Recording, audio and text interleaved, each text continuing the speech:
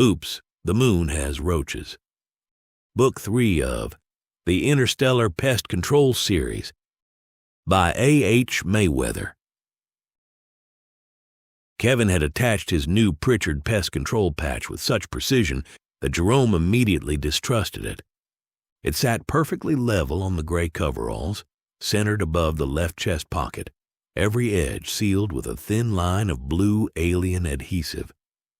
Kevin stood beneath the shed light inspecting it through a handheld scanner.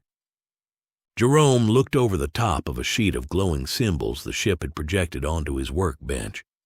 The first external service inquiry since the registry update had arrived with a compensation schedule and almost no useful description of the work.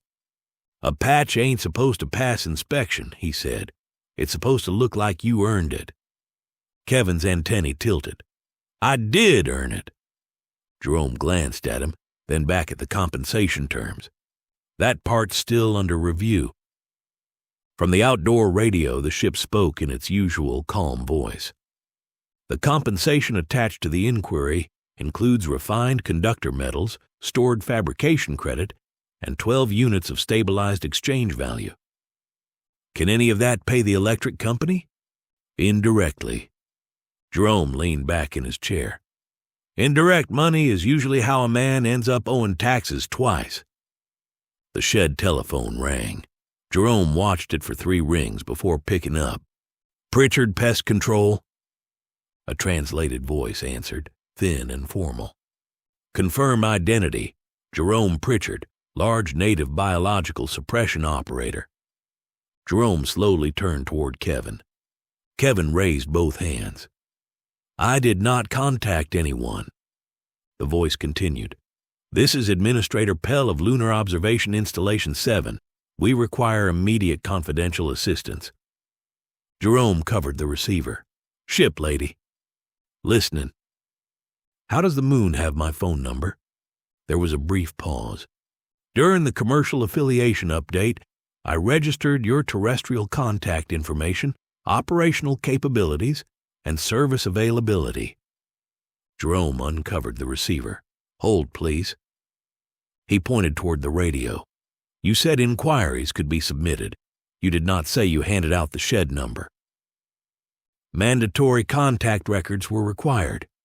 That is advertising done by a clerk." The ship projected a new panel above the workbench. "Acting Captain Jerome Pritchard. Species, human. Professional classification, megafaunal containment, specialist. Licensing status, unverified. Commercial availability, active." Jerome stared at the word unverified. "I got a license. Pine County is not recognized by interstellar regulatory authorities. They recognize me every January when they want $65. Administrator Pell spoke through the telephone again. "We were already aware of your terrestrial business." A grainy image appeared beside the listing. A younger Jerome stood in front of his truck, promising removal of anything that crawled, flew, scratched, chewed, nested, stung, or disturbed a customer's sleep. "You people been watching my commercials?" "Our installation has monitored Earth transmissions for decades. Destroy that recording." "It is preserved as a cultural artifact." Kevin leaned closer. "Your slogan is historical. It costs $30 and a case of beer." The ship displayed a second panel. "Provisional service review. Effective during command collapse. Strong improvisational response. Chemical storage unacceptable." Jerome looked at Kevin. Kevin lowered his antennae. "The assessment was favorable." Administrator Pell cleared her throat. "Your vessel status revealed that you can reach our installation. You are the nearest specialist of sufficient physical scale." "Sufficient scale for what?" "An armored colonial vacuum-resistant infestation. Heavy weapons cannot be used within the affected pressure sectors." Jerome glanced at the compensation projection again. "How big is the confidentiality fee?" There was silence on the line. Jerome picked up his invoice notebook. "And does lunar mileage start here at the shed or when we leave the atmosphere?" Administrator Pell did not understand mileage. Her species calculated travel by fuel expenditure, navigation risk, and the probability of arriving with the same number of organs. Jerome wrote down lunar travel anyway. Confidentiality, he said. Restricted access work, hazardous biological exposure, customer misrepresentation. We have not misrepresented the situation, Pell objected. How long you had it? A pause followed. The organisms were first detected during a previous administrative period. Jerome made a check mark. That one stays. Jerome regarded fabrication credit as imaginary money, wearing a technical name, until the ship produced a flawless replacement hinge for the truck's damaged door. He turned it in his hands. How many of these credits you offering? Once the inspection terms were settled, Jerome backed the pest-control truck into the clearing behind Lot 12. The Haskalar remained cloaked, visible only as a slight shimmer among the trees. The vessel possesses biological scanners, immobilization systems, containment chambers, and atmospheric treatment capability, the ship said through the radio. And yet your last specimen got loose in an old lady's attic. That event involved procedural error, which is why we're bringing equipment with handles, Jerome snapped. They loaded cages, bait, the fogger, duct tape, the animal control pole, and the 5-gallon bucket. Kevin added several catheric instruments. Then he reached beneath Jerome's workbench and produced a mason jar. Jerome stared at it. Kevin held up batch 37 with both hands. The compound demonstrated significant value during previous containment emergencies. It made you insult your commanding officer post-mortem, whatever the dead Latin is. Its effects may still have professional value. You just want to drink it. That possibility does not invalidate the evidence. Jerome took the jar and placed it inside the truck's cooler. One jar, emergency use. Kevin's antennae lifted. And I define emergency. They stepped clear while the ship's retrieval field surrounded the truck in pale light. The vehicle rose without sound and vanished into the cloaked hull. Neither of them saw Mrs. Bellamy's Chihuahua scramble from beneath the rear axle and disappear with it. Minutes later, the Haskalar lifted above Pine County. Shady acres shrank beneath them. Tin roofs, gravel lanes, Jerome's shed, and Mrs. Bellamy standing beside Lot 11 calling for something in an increasingly hostile tone. Jerome watched Earth curve across the viewing wall. For once, he had nothing immediate to say. Kevin stood beside him, touching his apprentice patch as though checking that it had made the trip. A muffled scratching came from the cargo chamber. Something shift? Jerome asked. Unauthorized biological presence detected, the ship said. Jerome turned toward the ceiling. You waited till now? The organism's chemical profile was consistent with existing contamination inside the vehicle. A low growl came through the cargo door. Kevin stiffened. Is it dangerous? The door opened, and Mrs. Bellamy's Chihuahua shot through the gap, crossed the floor like an angry dust mop, and attached itself to Jerome's trouser leg. Jerome staggered backward, swearing and trying to pry it loose. The ship said, small domesticated predator, minimal strategic mass. Jerome finally shook the animal free. It landed, spun around, and began growling at Kevin. Kevin took one careful step behind Jerome. You stated that conflict with this creature was between me and God.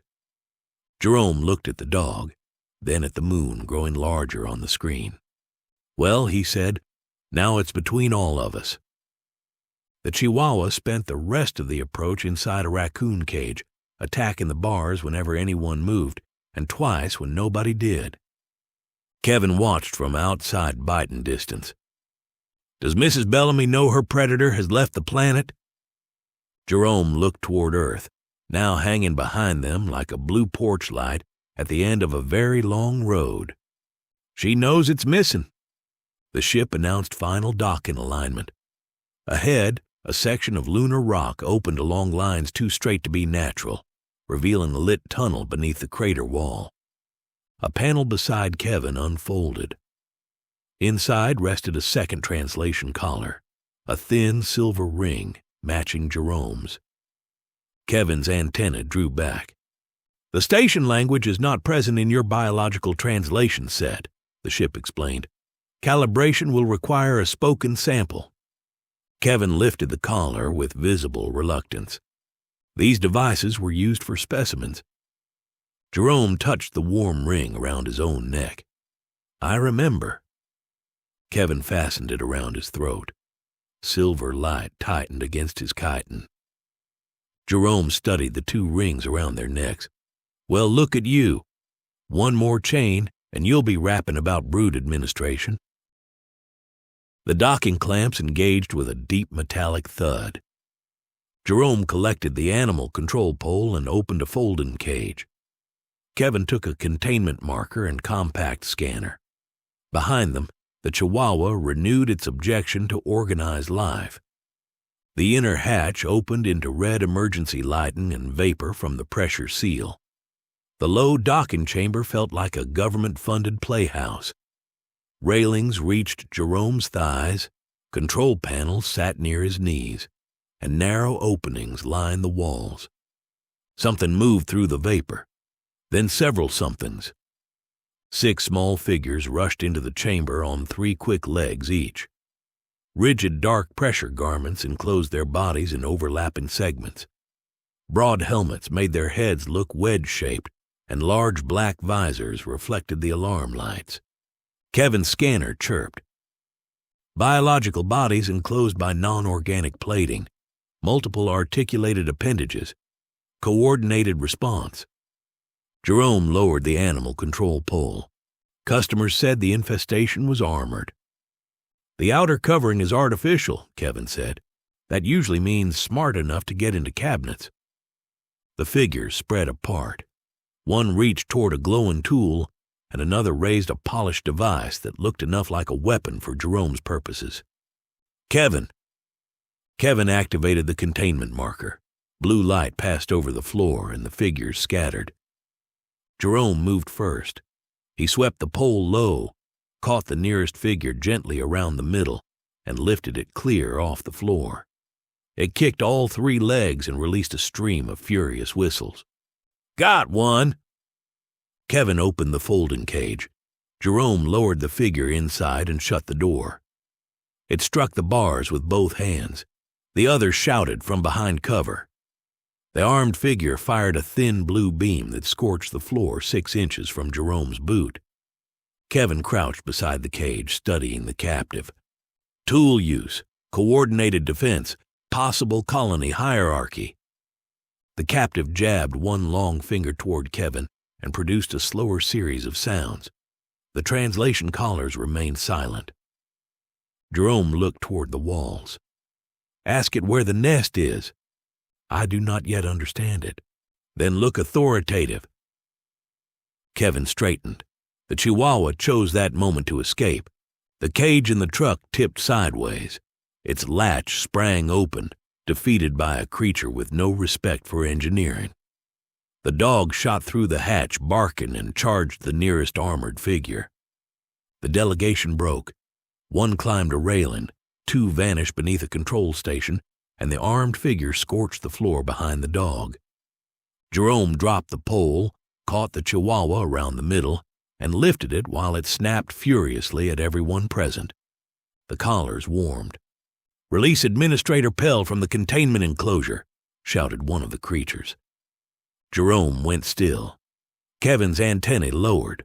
The captive raised her visor. Smooth gray-blue skin surrounded enormous black eyes, and her garment bore a silver insignia. Jerome looked at the cage, then at the armed delegation, then at Kevin.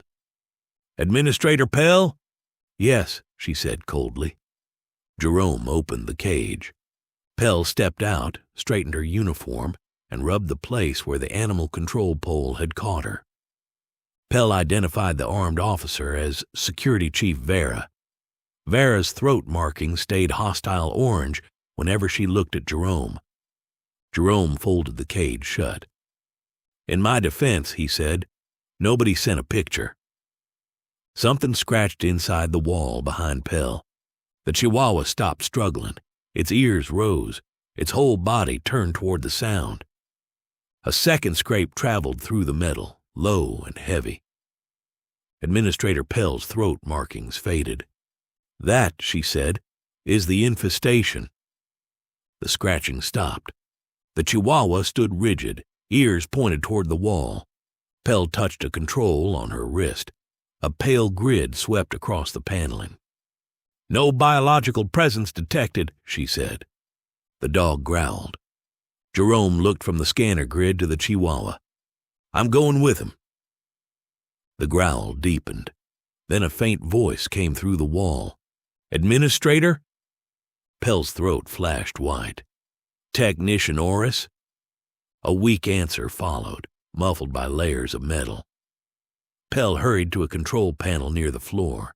Vera joined her, both working controls built too low for Jerome to reach without kneeling. The internal access door has failed, Pell said. Oris entered the utility passage during the previous systems interruption. How previous? Jerome asked. Pell did not answer. Jerome made a mental note to keep the misrepresentation charge. The Chihuahua rushed to a narrow vent beneath the control panel. It clawed at the cover, snarling into the gap. Pell stared. The terrestrial predator has located the technician? Probably, Jerome said. Is it trained for confined space detection? Jerome opened his mouth. The ship spoke through his communicator. The animal possesses no documented... Jerome muted it. Temperament-based system, he said. Very specialized. Kevin tilted his head. It has attempted to bite you repeatedly. Strong work ethic. Jerome removed the vent cover with a screwdriver. Before he could grab the dog, it flattened itself and vanished inside. The passage erupted. Barking hammered through the wall. Something answered with a dry, grinding hiss, while metal scraped, and Oris cried out. Jerome dropped to one knee and shone his flashlight through the opening. The beam caught a broad black shell nearly as large as the dog, 6 hooked legs braced against the walls, and long filaments whipping toward the Chihuahua. The dog stood between it and a gray-blue alien curled against a pipe, barking with the confidence of a creature that had never measured an opponent. The roach lunged. The Chihuahua dodged and drove it backward with a bite to one filament. Jerome reached for the animal control pole. It ain't beating it, he said. It's keeping it busy. Kevin found a second service panel farther down the wall. Pell's officers opened it while Jerome forced the pole into the passage, using the loop to block the roach's advance. Kevin reached both arms inside and pulled Oris free.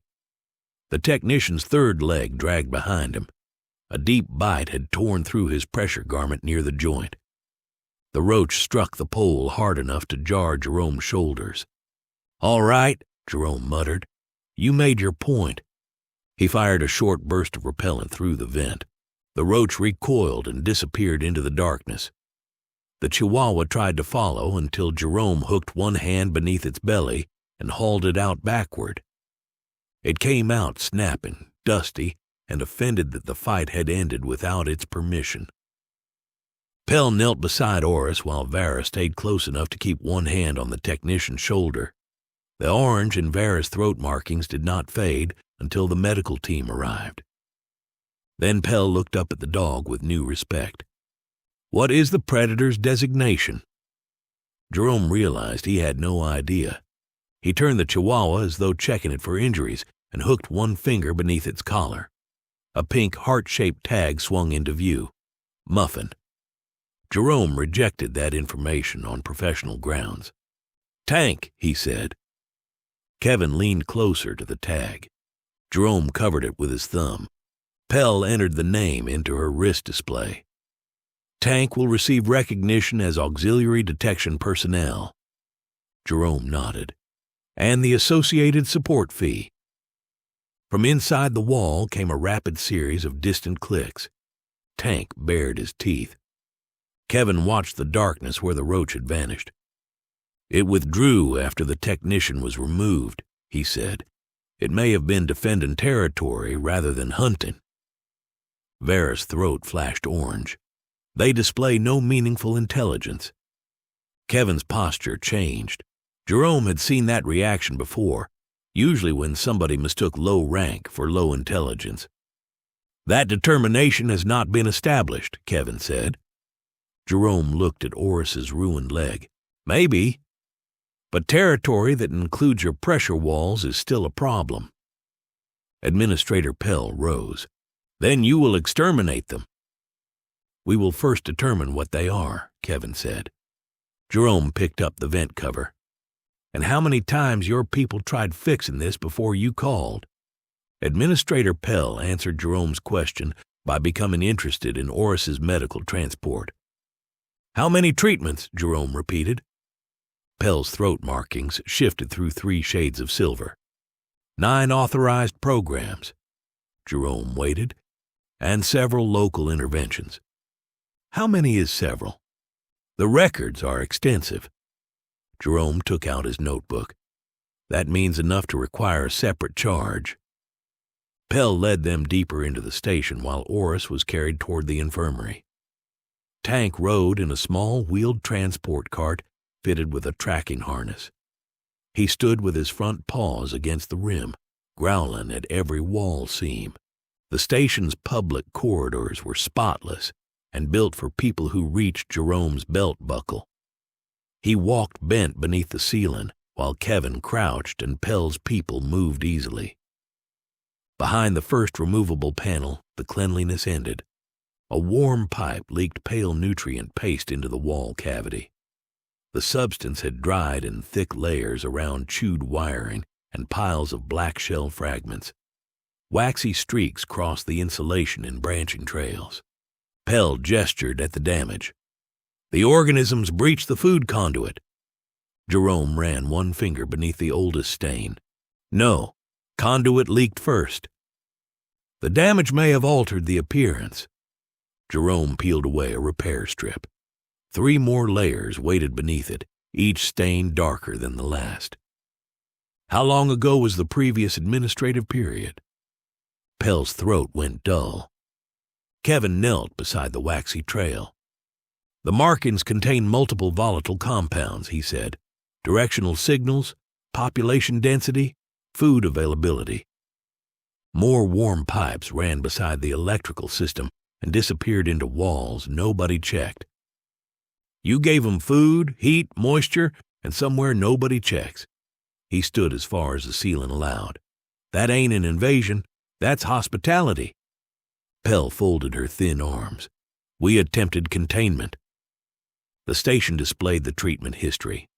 Later generations avoided the poison stations, chewed through sonic emitters, and survived decompression by sealing their shells until the air returned. Jerome stared at the list. "You spent 9 programs training roaches." "Adaptation is not training," Pell said. "Tell that to Oris's leg." Farther along, Pell identified several warm conduits as part of the concealment array. Damage to them, she explained, could make the installation visible to instruments on Earth. Jerome looked at the wax trails crossing the housings. "Running warm wires through the roach nursery seems optimistic." Vera touched her weapon. "We have equipment capable of ending this immediately." "You also got a technician with 3 legs and only 2 working," Jerome said. "Let's hold the celebration." Kevin had stopped scanning. He leaned closer to the wax trail and raised one hand toward the sensory plates beside his mandibles. Jerome caught his wrist. "What are you doing?" "Direct chemical analysis would improve accuracy." "You got a machine." "The machine lacks catheric sensory receptors." "That sounds like a benefit." Kevin brushed a trace of residue across one sensory plate before Jerome could stop him. His antennae rose. The change was small at first. His shoulders loosened. His mandibles parted slightly. He drew another careful breath and stared at the trail with unusual softness. "The signal is remarkably complex," he murmured. Jerome narrowed his eyes. Quit breathing that. It contains affiliation markers, colony proximity, reproductive selection. Kevin leaned nearer. There is warmth in the structure. That is a leaking pipe. I was not referring to temperature. Pell watched with clinical interest. Is your specialist compatible with the organisms? Jerome looked at Kevin's rigid antennae and the way he had placed one hand protectively beside the wax. Kevin, he said slowly, are the moon roaches flirting with you? No. The answer came much too quickly. Kevin straightened with wounded dignity. Biochemical activation does not invalidate my analysis. It does when your analysis starts breathing heavy. Tank began scratching at the lower wall. Jerome removed the panel. Dozens of dark egg cases covered the warm conduit behind it, packed together from floor to ceiling. Pell raised her weapon. Kevin stepped between her and the nest. We should not destroy them until their cognitive capacity is established. Jerome studied him. The argument was reasonable, but Kevin stared at the egg cases like they had written him a love letter. Pell kept her weapon aimed at the egg cluster. Kevin kept himself between the barrel and the wall. Jerome looked from one to the other and decided neither was currently qualified to make the next decision. Everybody lower something, he said. Pell did not move. Those cases will hatch. That is generally what eggs do. They must be destroyed, Pell exclaimed. Not by shooting through a food line, an electrical conduit, and whatever keeps the air from leaving. Pell's throat flashed violet. Kevin knelt closer, antennae rigid toward the nest. The adults deposit a repeating signal when approaching the juvenile chamber. Affiliation, recognition, possibly reassurance. Or dinner bell. Kevin looked offended. The pattern reduces agitation. So does feeding most things. Tank growled from his cart. Pell glanced at the dog. Your detection organism appears opposed. Tank's opposed to weather, furniture, and most forms of government. Kevin reached toward one of the egg cases. Jerome caught his arm. One, Jerome said. You scan one. Your hands stay where I can see them. Kevin activated the scanner. The nearest case pulsed beneath the wax, and his antennae tilted toward it. The signal is stronger inside the wax, he murmured. Before Jerome could stop him, Kevin worked his fingers beneath the case. It came loose with a wet pull, stretching clear strands of wax from the conduit. A sharp odor entered the corridor, hot metal, spoiled fruit, and something sweet enough to be suspicious. Kevin inhaled, and the egg case settled into his hands with almost ceremonial care. Jerome watched his antennae tremble. Put it down. Nobody's adopting it. The juvenile within is altering its chemical output. The case pulsed once, then again. From deeper in the wall came a slow series of clicks. An adult roach unfolded from behind the nutrient conduit. Its overlapping shell plates opened just enough to let 6 hooked legs grip the metal. Pell's officers retreated. Kevin remained where he was. The roach lowered its filaments as it approached. Kevin's voice softened. Non-aggressive recognition. Jerome saw something else. The creature's filaments passed over Kevin's antennae, the flexible seams at his shoulders, and the exposed tissue beneath the translation collar. It did not look toward his eyes. Kevin, Jerome said, it ain't looking at you like family. Kevin glanced back. What do you believe it is doing? Figuring out where you're tender. The egg split. A pale juvenile unfolded across Kevin's palms, its wet shell soft beneath forming plates. It pressed itself against his chest. Kevin made a small, breathless click. Then the juvenile bit into the flesh beneath his collar. Kevin cried out and dropped it. The young roach struck the floor and released a sharp chemical burst that burned Jerome's nose. Every sound inside the wall stopped. Tank launched from the cart. The dog hit the juvenile sideways, barking hard enough to rattle the paneling. The adult lunged. Jerome grabbed Kevin by the back of his coveralls and hauled him away as its mouth part snapped shut where his neck had been. Behind them, egg cases began moving. One split open, then 5 more. Black legs punched through wax all along the conduit, the wall filled with clicking. Jerome tightened his grip on Kevin's company patch. "Congratulations," he said. "You've been recognized." The first adult hit Kevin at the knees. Its hooked feet found the flexible seams behind his chitin with the confidence of a creature that had spent several million years learning where armored things regretted being soft. Kevin went down against the conduit while pale juveniles spilled around his boots. "They are responding to the alarm compound," he said. One bit him behind the knee.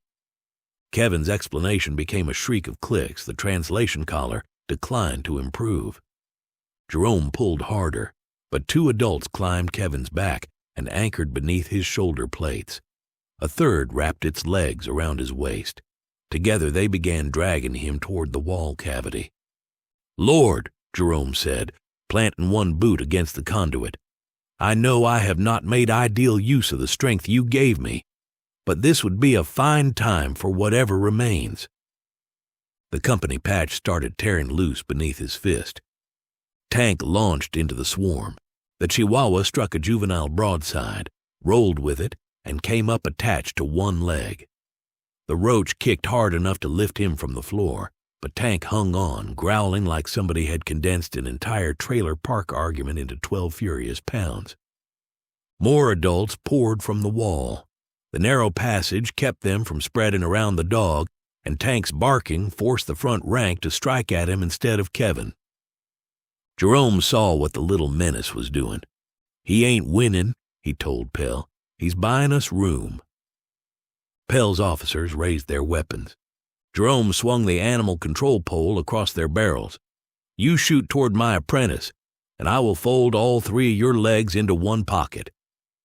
The translation collars handled that threat without difficulty. Jerome looped the pole around Kevin's chest and pulled. Kevin moved 3 inches. The roaches moved with him.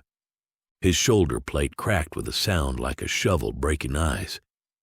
Kevin cried out and twisted, exposing a torn seam along his side. Dark fluid spread through the gray coveralls. Jerome's fear arrived cold and clean. It pushed the jokes aside, but not the work. "Fogger," he said. Pell stared at him. "Silver tank in the truck, black hose. Looks illegal in several religions." 2 officers ran. The rest overturned Tank's cart. Jerome drove it into the passage like a feed store snowplow, while Pell's people struck at the roaches, and he dragged Kevin free a foot at a time. The fogger arrived, so did the cooler. Kevin, half conscious, reached weakly toward it. Jerome followed his hand. "You are not drinking your way out of being eaten." "Courage fluid," Kevin gasped. "Currently lacking evidence." Jerome opened the cooler, seized the mason jar, and poured a short splash of batch 37 into the fogger reservoir. The ship spoke through his communicator. "Mix an unregistered solvent with atmospheric treatment equipment is not recommended. Neither is getting hauled into a wall by moon roaches." The fogger coughed and released a white cloud carrying pesticide, hot alcohol, and enough poor judgment to violate several lunar treaties that had not been written yet. The effect was immediate. Sensory filaments snapped in conflicting directions. The coordinated pull dissolved into confusion. Some roaches released Kevin. Others turned toward empty sections of wall or retreated into the wrong passages. Jerome hauled Kevin free. Pell's officers dragged him onto the overturned cart while Jerome grabbed Tank by the harness. The dog objected to retreat by trying to take one roach with him. A pressure door sealed behind them, leaving Kevin's ragged breathing, Tank's barking, and Jerome's heartbeat attempting to leave through his throat. Kevin's left antenna hung at an angle. One shoulder plate was split, and his injured leg would not straighten. He looked past Jerome toward the sealed door.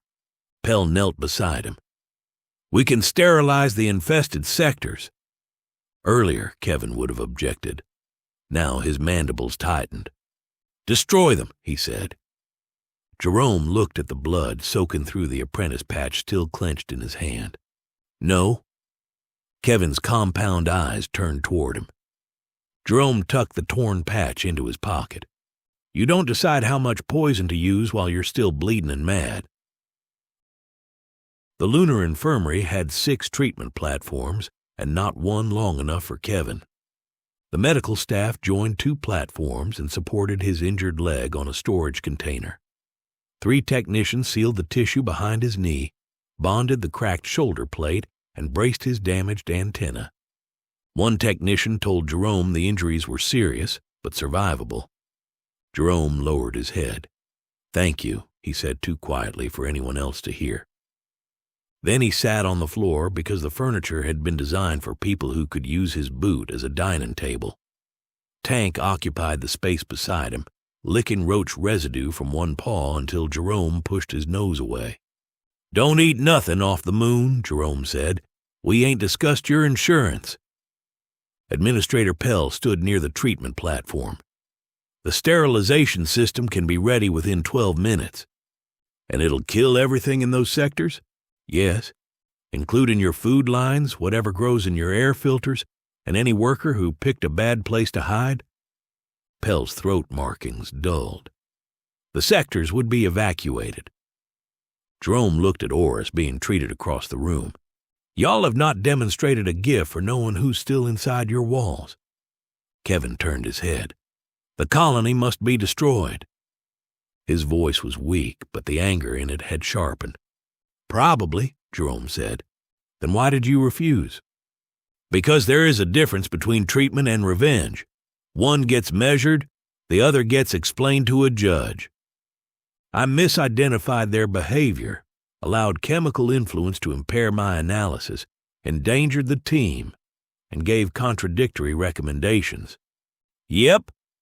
Jerome kept cleaning the animal control pole. You should terminate my apprenticeship, Kevin said. Jerome looked up. They nearly did that for me. Kevin went still. Jerome removed the torn Pritchard pest control patch from his pocket. One corner was stained dark with Kevin's blood.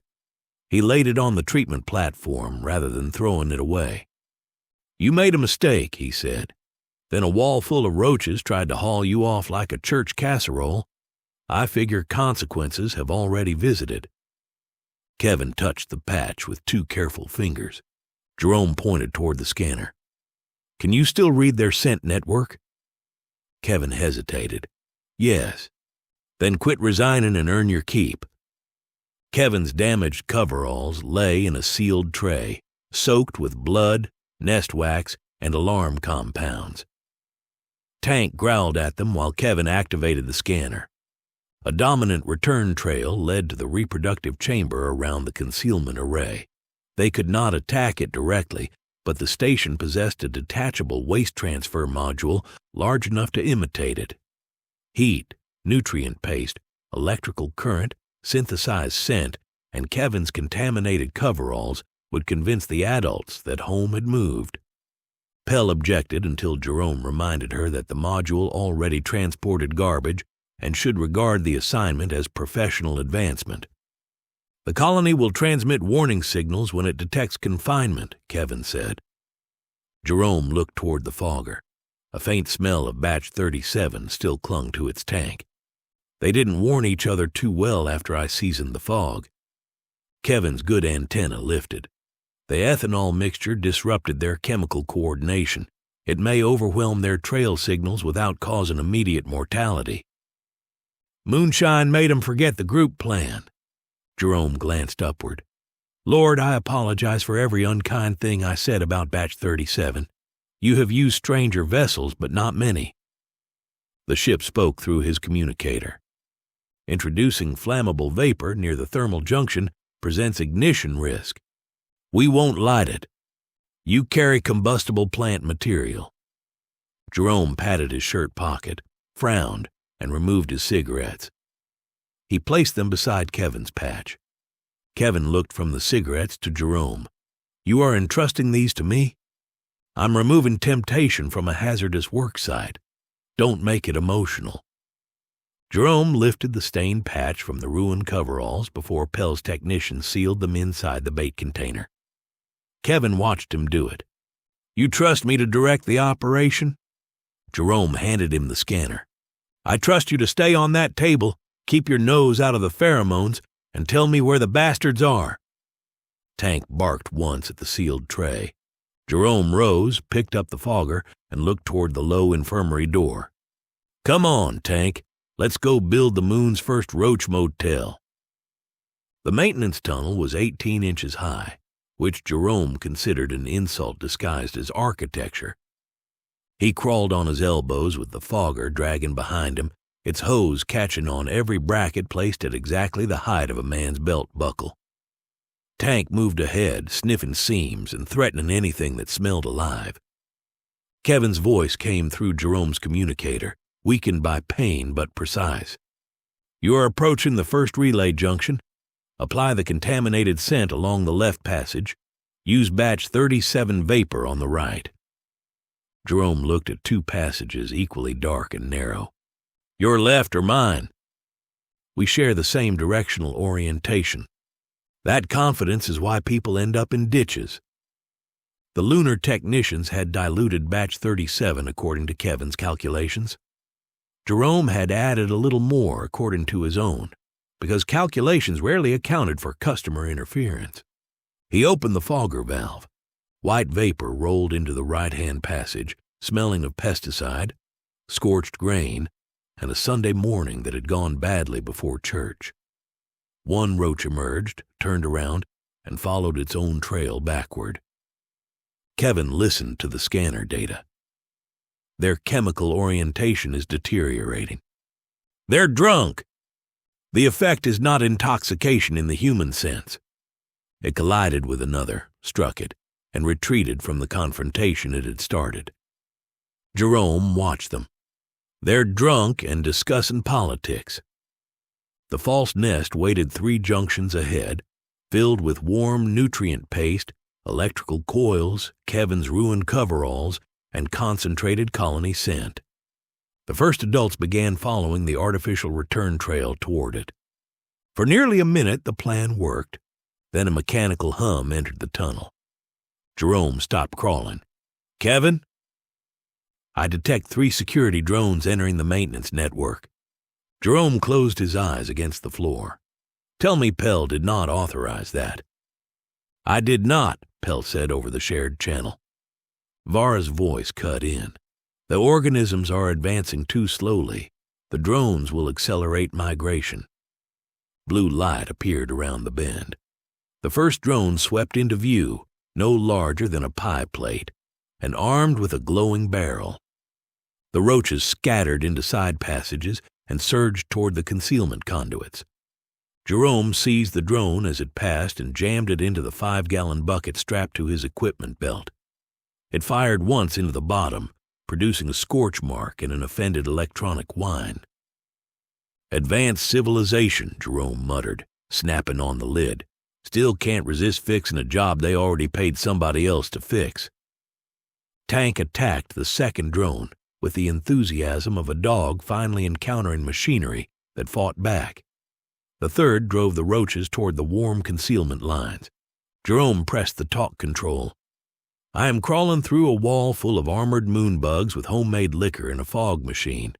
If your plan is somehow less responsible than mine, you need to reconsider the path that brought you here." The drone stopped moving beneath Tank. The dog stood over it, growling at the entire concept of automation. Kevin interrupted. "Multiple organisms are consuming the concealment conduits." Warning tones began pulsing through the station. Pell said, "Field collapse in 4 minutes." Jerome resumed crawling. "Ship lady, increase the heat and electrical output inside the waste module." The Hescalar answered through his communicator. "Requested levels exceed the module's design tolerance."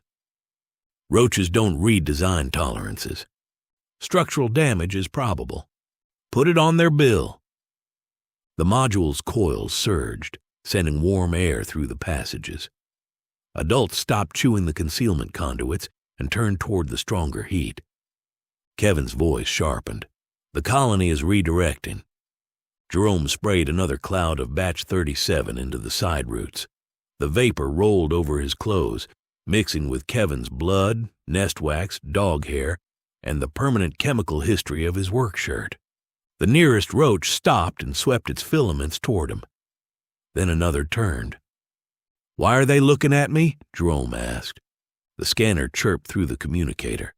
"Your clothing carries substantial contamination from my extraction." "How substantial?" "You resemble a mobile feeding and alarm junction." Dozens of roaches emerged from the walls. "Well, ain't that special?" Jerome backed toward the module on hands and knees while the colony followed. Tank scrambled onto Jerome's back as the floor filled with armored bodies.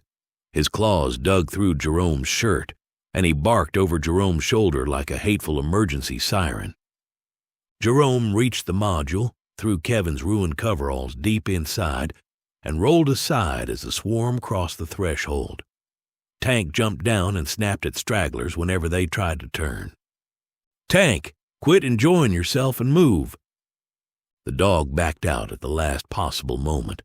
Jerome struck the door control. Nothing happened.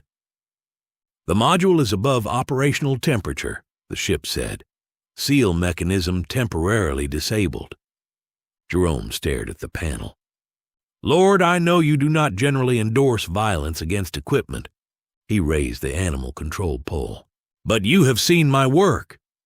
He drove the metal handle into the manual release. The hatch slammed shut. Inside, thousands of legs struck the walls at once.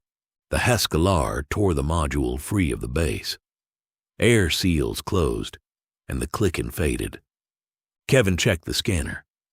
Active adult population reduced by 93%. Concealment array consumption has stopped. The masking field stabilized with 9 seconds remaining. Jerome lay face down in the tunnel, Tank sitting between his shoulder blades like a victorious hood ornament. Administrator Pell spoke over the communicator. The module contained our waste processing equipment. Jerome turned his head enough to breathe. "And this is the cleanest job it ever did." The ship spoke again. "The sealed module is clear of the installation, awaiting disposal authorization." For several seconds, only Kevin's breathing came through the channel. "Apply thermal sterilization," he said. Jerome listened to the confirmation tone. Kevin's voice held neither affection nor anger. It sounded like work. The remaining adults and egg chambers were destroyed with targeted heat. Kevin reviewed the data twice before authorizing each zone. "Any surviving chamber would restore the reproductive network," he said. "Relocation would risk contaminating another inhabited structure." Jerome watched him. "And you ain't saying that because they tried to eat you?" "No." "Good enough." For the first time since docking, nothing scratched inside the walls. The station scanners reported no active biological signatures in the treated sectors. Pell's people reopened them while Jerome returned to inspect his equipment and decide which damages belonged on the customer's bill. Tank reached the truck first. The Chihuahua stopped beside the rear wheel and stared underneath it. Jerome sighed. "If that's another one, I'm charging overtime by the leg." A faint scraping came from beneath the axle. Tank lowered his head but did not bark. His ears remained forward, though the usual homicidal enthusiasm had gone out of him. A juvenile vacuum roach crawled into view, smaller than the others and pale around the edges. One rear leg dragged behind it. Jerome reached for the animal control pole. Tank stepped between them, not aggressively. He simply stood beside the juvenile and looked up at Jerome. "Well, don't start developing principles now." Kevin approached on a 3-legged medical support frame borrowed from the infirmary. The device made him look as though he had been partially attached to a lawn sprinkler. He scanned the juvenile. "Non-reproductive worker caste," he said. "It cannot establish another colony." Jerome looked at the scanner. Can it chew through a containment box? Almost certainly. Good. I was worried this might become convenient. Administrator Pell arrived behind him. Station quarantine procedure requires its destruction. The juvenile folded its legs beneath itself. Tank sat down beside it. Jerome looked from the dog to the roach. 1,000 of 'em in your walls is an infestation, he said. One under my truck is a custody dispute. Pell's throat markings darkened. You intend to take it? Our ship is equipped for biological containment, Kevin said. His voice became slightly too eager. We could conduct controlled observation. The Hiscalar confirmed an isolated specimen chamber was available. Jerome ordered it placed nowhere near the adaptive scavenger. That restriction was already considered obvious, the ship replied. You abducted me in my truck. I supervise your obvious. The juvenile went into a sealed container. Tank followed it aboard and planted himself outside the specimen chamber as though he had negotiated visitation rights. Before departure, Pell transmitted the agreed payment, including hazardous exposure and lunar travel.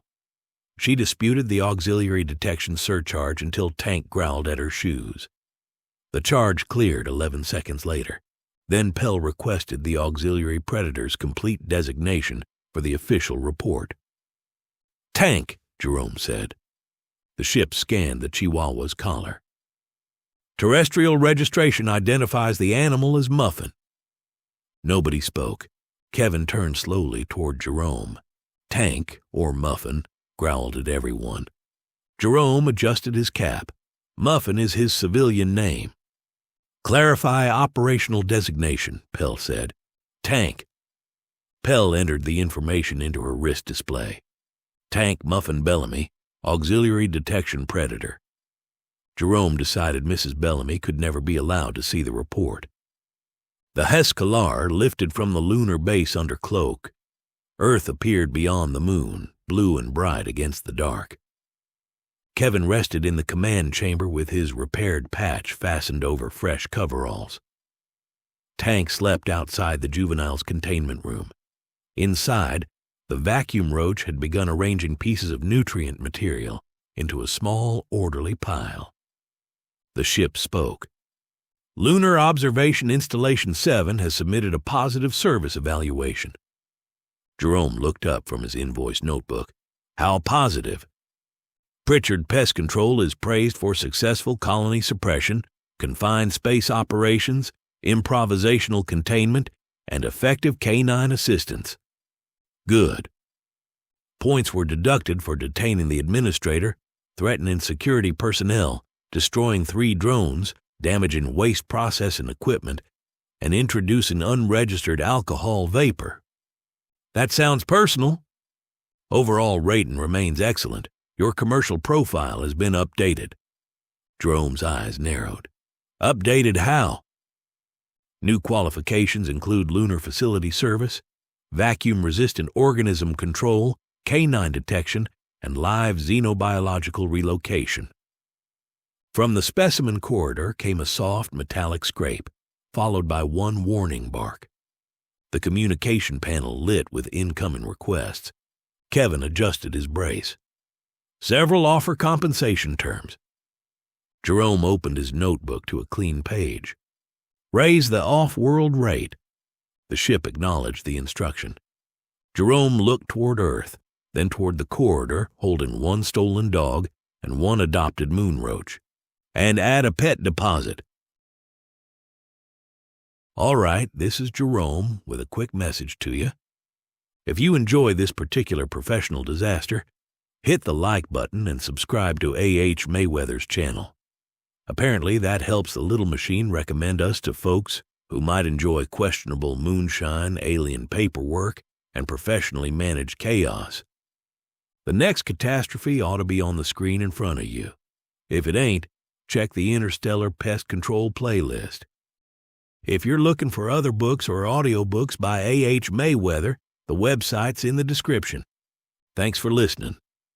And remember, if it scratches, bites, glows, or violates the known laws of physics, call somebody qualified. If they're unavailable, call Pritchard Pest Control.